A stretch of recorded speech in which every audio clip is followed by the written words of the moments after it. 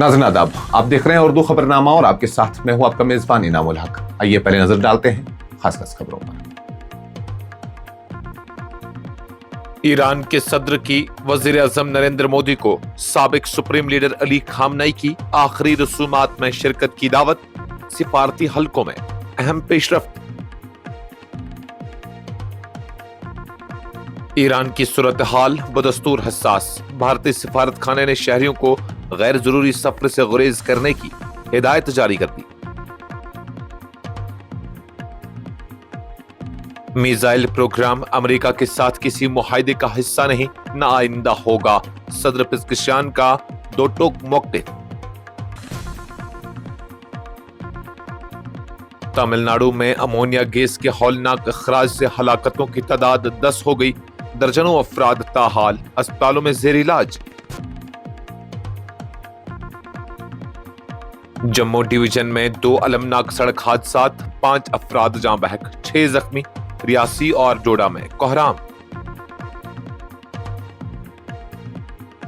तकनीकी खराबी के बास एयर इंडिया की परवाज मुख्तसर वक्त के लिए पाकिस्तानी फजाई हदूद में दाखिल, बाद अज़ां बहिफाजत अमृतसर पहुंची। कश्मीरी पंडितों की वादी वापसी में हुकूमत से ज्यादा मुसलमानों और पंडित बिरादरी का किरदार अहम, साबिक वज़ीर आला जम्मू कश्मीर महबूबा मुफ्ती का बयान। श्रीनगर में 8 मुहर्रम का तारीखी जुलूस अकीदत व एहतराम के साथ बरामद, अज़ादारों के जमे गफीर ने शहर के मरकजी इलाकों को सोगार मंजर में बदल दिया। और यूक्रेन की रूस पर तवील फासले के बड़े हमले, अहम गैस प्लांट और फौजी सैटेलाइट मवासलाती मराकज को निशाना बनाया गया।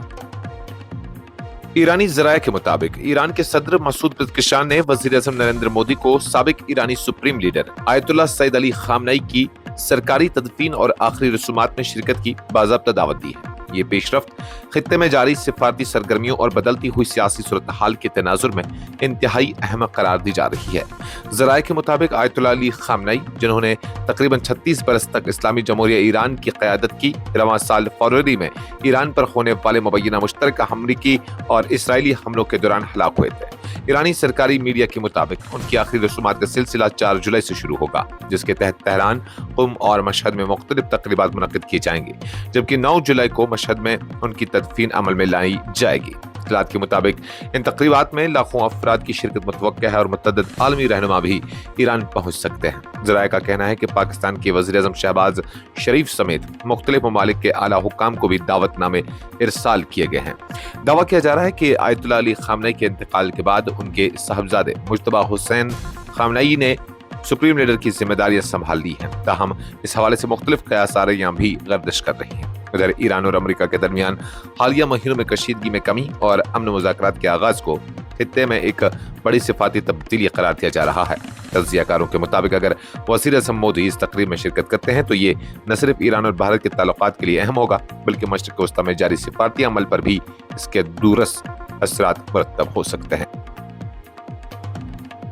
मगरबी एशिया में जारी सिफारती कोशिशों और हालिया मज़बूत पेशरफ्त के बावजूद ईरान में सिक्योरिटी सूरत हाल को मद्देनजर रखते हुए तेहरान में मौजूद भारतीय सफारत खाने ने भारतीय शहरियों को आइंदा इत्तला तक ईरान के गैर जरूरी सफर से गुरेज करने की हिदायत जारी की है। भारतीय सिफारत खाने की जानिब से जारी करदा ताज़ा सिक्योरिटी एडवाइजरी में कहा गया है कि तेहरान में मौजूद सिफारती अमला ईरान की मजमूई सिक्योरिटी सूरत हाल पर मुसलसल नजर रखे हुए है।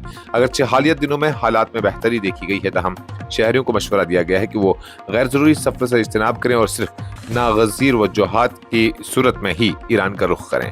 सफारत खाने ने ईरान में मुकीम भारतीय शहरियों और वहाँ सफर करने पर मजबूर अफराद को हिदायत दी है कि वो हर वक्त मोहतात रहें, मकामी हालात से बाखबर रहें और काबिल एतमाद ज़राए से मालूमात हासिल करते रहें।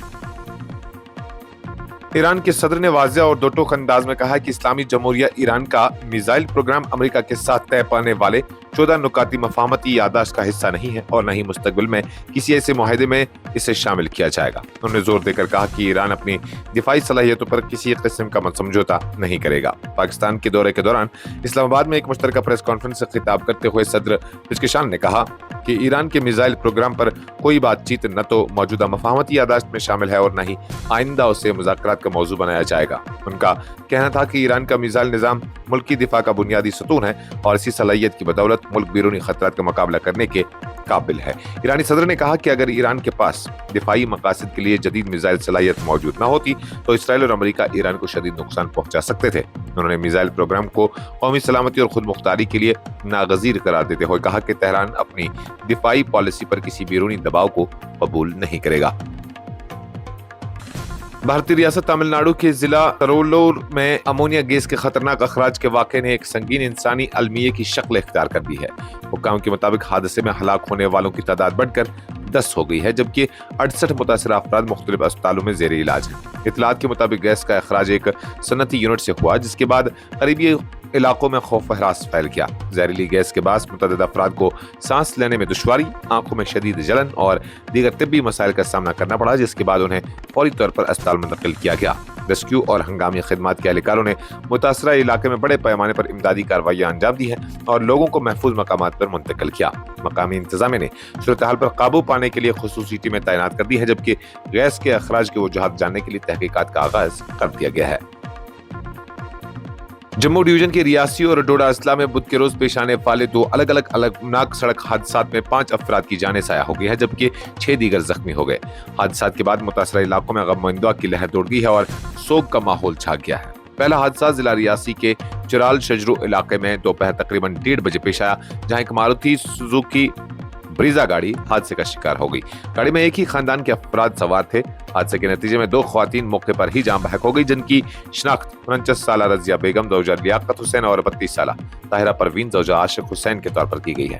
حادثے میں 4 افراد زخمی بھی ہوئے جن میں عاشق حسین، 4 سالہ احتشام، 6 سالہ عائرہ چودھری اور 11 سالہ ایمن چودھری شامل ہیں۔ مقامی لوگوں نے فوری طور پر امدادی کارروائیاں انجام دیتے ہوئے زخمیوں کو نزدیکی اسپتال منتقل کیا جہاں ان کا علاج جاری ہے۔ دوسرا افسوسناک حادثہ ضلع ڈوڈا میں پیش آیا جہاں مچیل ماتا یاترا سے واپس لوٹنے والے نگروٹک کے ایک خاندان کی گاڑی حادثے کا شکار ہو گئی۔ اس حادثے میں ایک ہی خاندان کے 3 افراد جاں بحق جبکہ 2 دیگر زخمی ہو گئے۔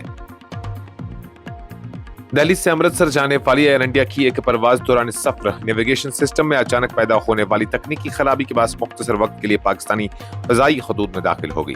تاہم پاکستانی ایئر ٹریفک کنٹرول کی بروقت نشاندہی اور پائلٹوں کی فوری کارروائی کے نتیجے میں طیارے کو دوبارہ بھارتی فضائی حدود میں واپس لایا گیا اور بعد ازاں مسافروں سمیت بحفاظت امرتسر پہنچا دیا گیا۔